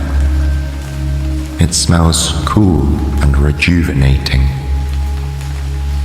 Feeling refreshed, she closes the door behind her and begins her walk. Small puddles dot the pavement, but none are so big that Lily has to walk around them. Her boots allow her to make her way through them with a little care and attention. It mustn't have been raining very hard, or for much time last night, she thinks. It's nice to walk down to the bakery without her umbrella open too. She takes advantage of this and looks up into the grey sky. The fog encircles the tops of the trees that line the street, weaving in and out of their brown branches and among their colourful leaves. Lily reaches out a hand and swishes it quietly through the air. She can feel the mist gathering on her skin.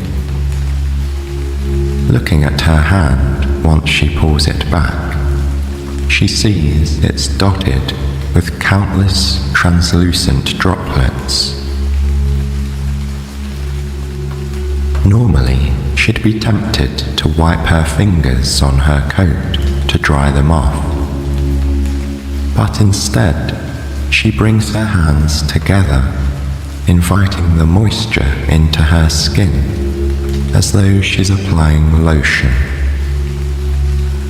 It's soothing, knowing she's connected to this place, this weather, to the trees and the sky.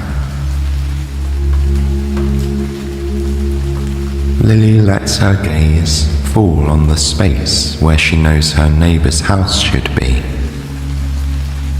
She can see the edge of his drive, but the house is hidden behind a white and grey mass of fog. Her neighbour has 2 cats, one white and one black. Lily hopes they're snuggled up together in their favourite window seat, dreaming of warm summer sunshine and catnip. As she continues on her way, she listens to the rhythmic sound of her feet tapping the pavement with every step. The fog makes sounds feel closer than normal. Everything is amplified under this blanket of weather. It takes longer than usual for Lily to spot the bakery. Its recognizable, multicoloured door peeks out from behind a swirl of fog for just a moment, before being tucked away once again. Lily smiles. Even if she couldn't see the door at all, she'd still know it was there. She's done this very same walk every morning for so many years. She could probably find her way blindfolded. But still, it's a comfort to see it, and to know she'll soon be stepping inside, surrounded by the familiar aromas of coffee beans, sugar, and flour, and plugging in the twinkling fairy lights that will bring her little shop to life. She pulls out her set of keys and inserts the right one into the lock. Heading inside, she wipes her feet on a mat and then switches on the overhead lights.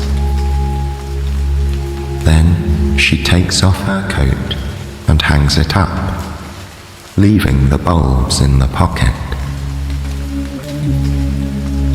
Before going behind the counter, she finds the end of the strand of fairy lights in the seating area and plugs them in.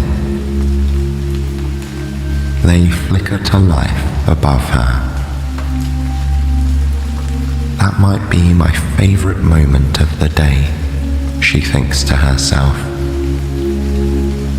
She knows she's back home at the bakery as soon as the fairy lights are twinkling overhead. With a feeling of gratitude for this comforting space, she takes a deep breath, inhaling the deliciously familiar scents within it. The coffee beans smell acidic yet rich. The flour is dusty and reminds her of weekends spent with her grandmother, baking all sorts of wonderful treats.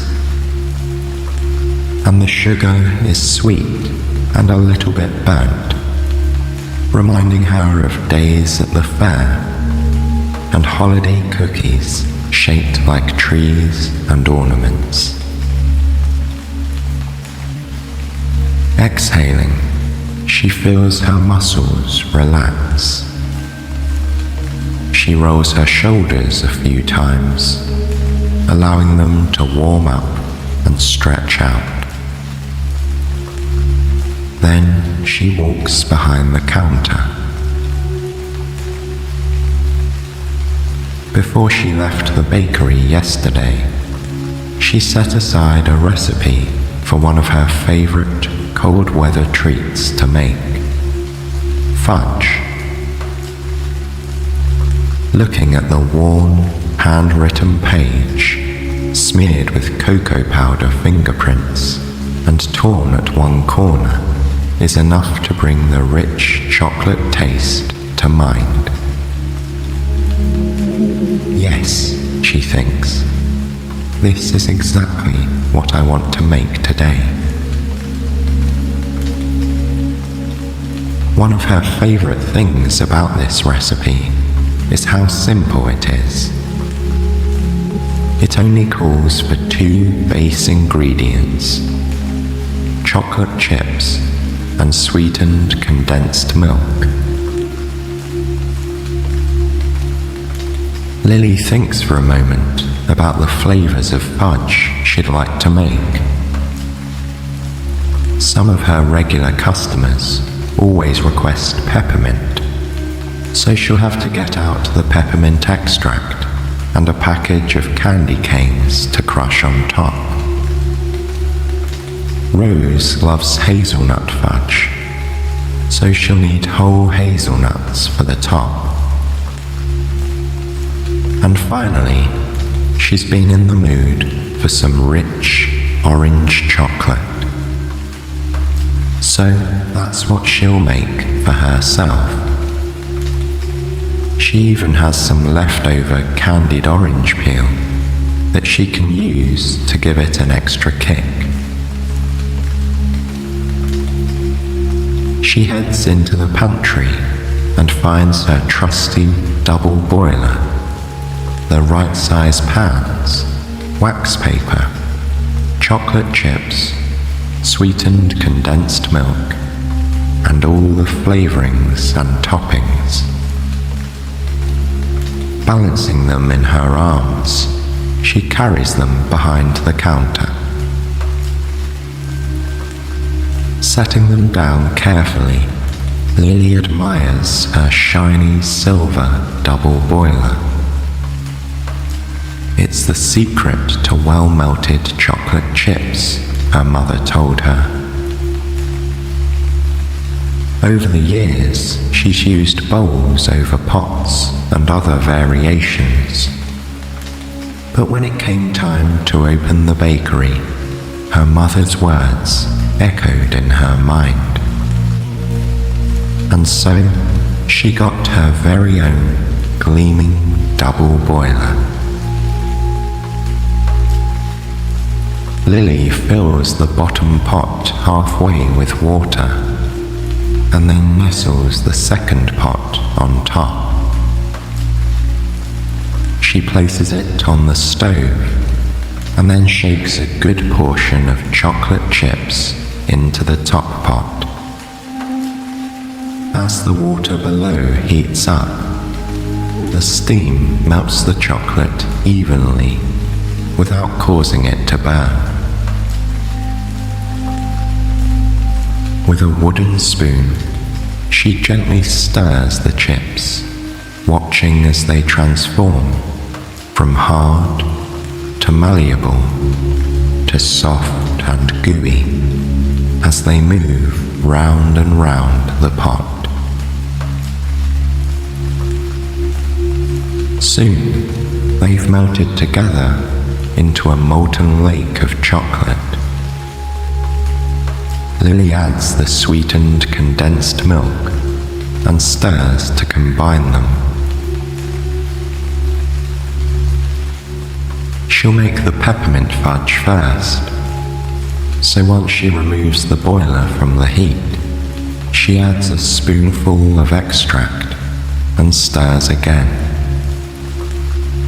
The sharp, cooling scent of peppermint fills her nose, opening her senses and making her think of cold winter days full of ice and snow. Before it has a chance to cool too much, she pours the chocolate mix into a pan lined with wax paper.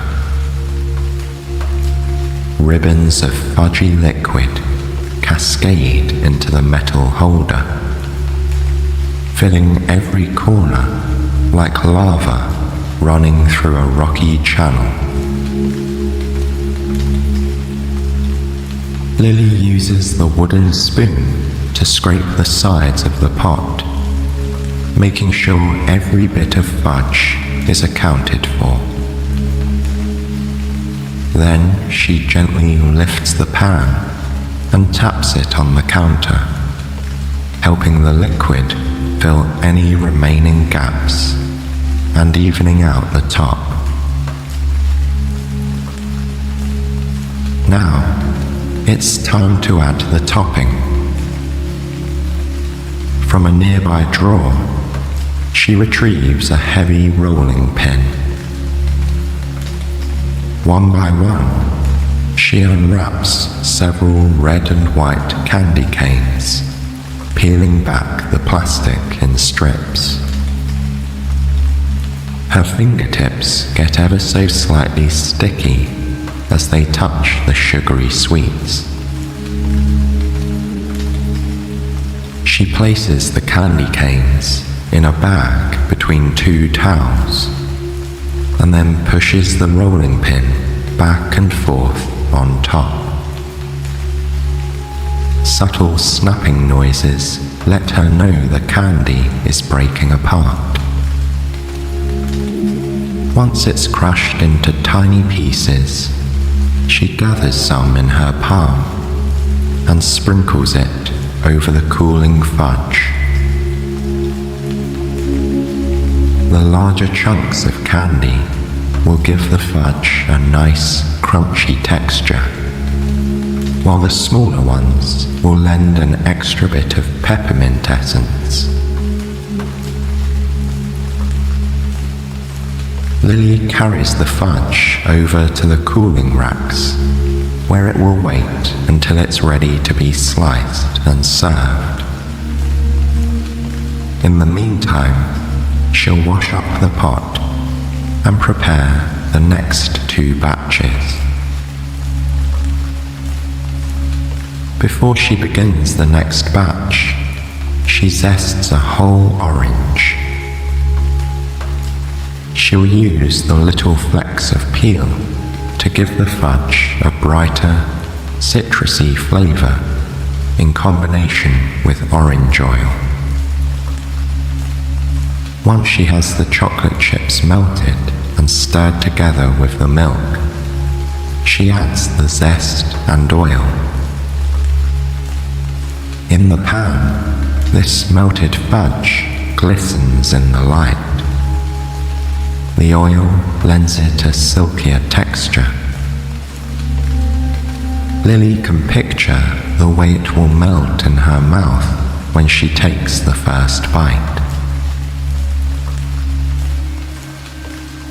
She places curls of candied orange peel across the top of the fudge, gently pressing them down so they'll cool in place.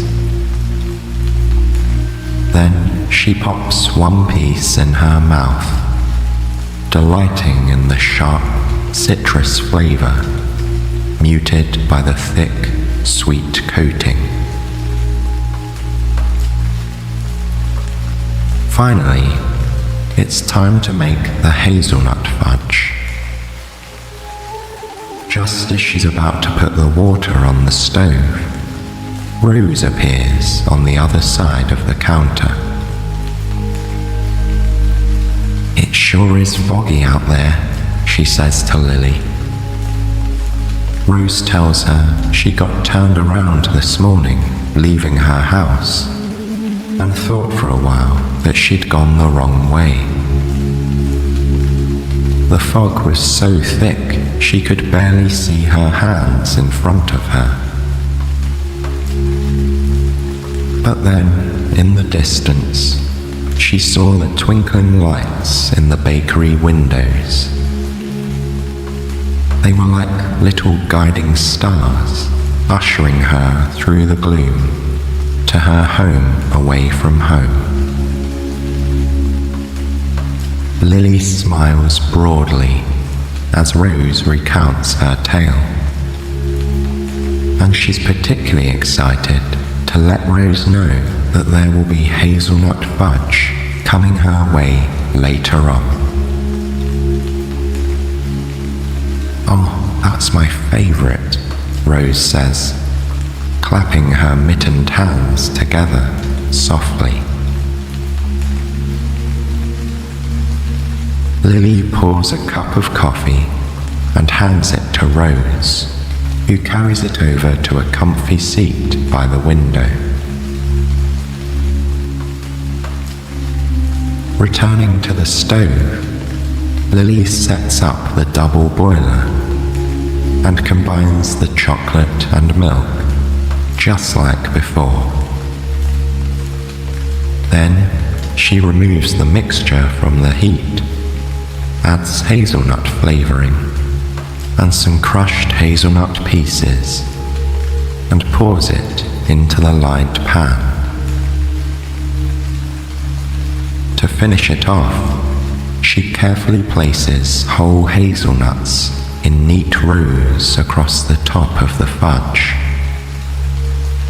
Every piece will have one, adding crunch and depth of flavor. Glancing over at Rose, she sees the other woman smiling as she catches a whiff of the hazelnut fudge. The rich scent permeates the air, mingling with the orange and peppermint, the perfect medley for a chilly day. While she waits for the fudge to cool, Lily decides she'll use the time to get the bulbs in the ground. Besides, it's a slow day, and I'll be able to see anyone coming in, she thinks.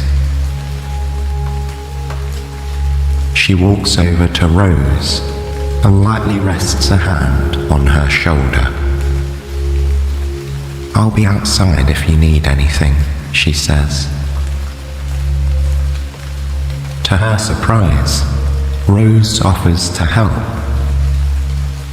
How lovely to have company out in the garden, Lily thinks.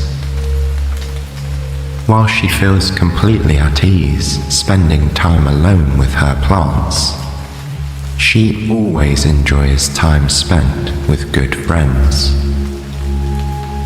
And after so many years, Rose is most definitely a good friend. Together, Lily and Rose head to the door, slipping on their coats and scarves on the way out. When they reach the small garden, Lily pulls the bag of flower bulbs out of her pocket. Rose opens the top of a workbench where a few tools are stored and finds a couple of trowels. The two women kneel down on the ground, laughing together as they feel the dampness of the soil soaking into the knees of their trousers, and begin to dig. They chat about all the seasons they've watched go by here at this bakery. There was the time Max from the hardware store accidentally ordered 12 dozen cupcakes instead of 2 dozen for his daughter's birthday party. They were practically begging people to take cupcakes with them for a couple of days. And the one summer when a storm came in and washed out a few roads, stranding visitors in town, everyone congregated at the bakery, making coffee and snacks, and collecting blankets, children's books, and more to keep their new guests comfortable until the roads were repaired. We've had some good times here, haven't we? Rose asks. Lily nods, patting down the soil around the last flower bowl. Standing up, she steps back to admire their work. Rose follows her. They stand together in companionable silence, sharing a moment of reflection and gratitude for years well spent. And Lily watches the fairy lights twinkle like guiding stars in the foggy gloom, leading all who need a home away from home, no matter the weather, to the rainy day bakery.